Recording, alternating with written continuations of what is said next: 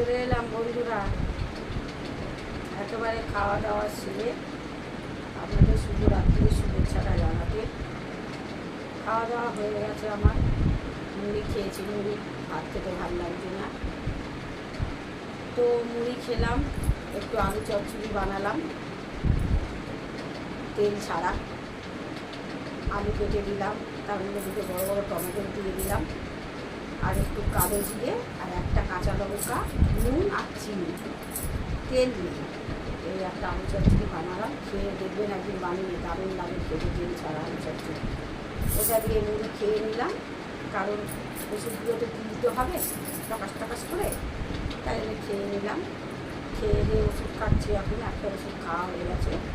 তা ভাবলাম যাই বন্ধুদের একটু ওষুধ খাওয়ার ফাঁকে একটু ভিডিও করি, কারণ অনেকগুলো ওষুধ খেতে হয়।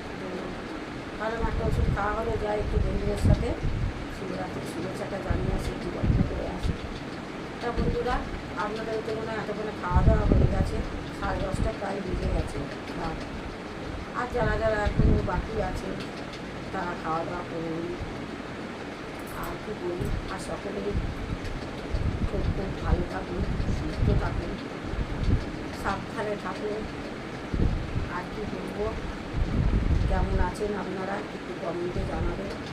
আশা করি আপনারা সকলেই ভালো আছেন, আর আপনারা সকলে ভালো থাকুন। আমি ভগবানের কাছে কামনা করি, ভগবান আপনাদের সকল বন্ধুদের খুব খুব ভালো রাখুন। তো বন্ধুরা, টাটা।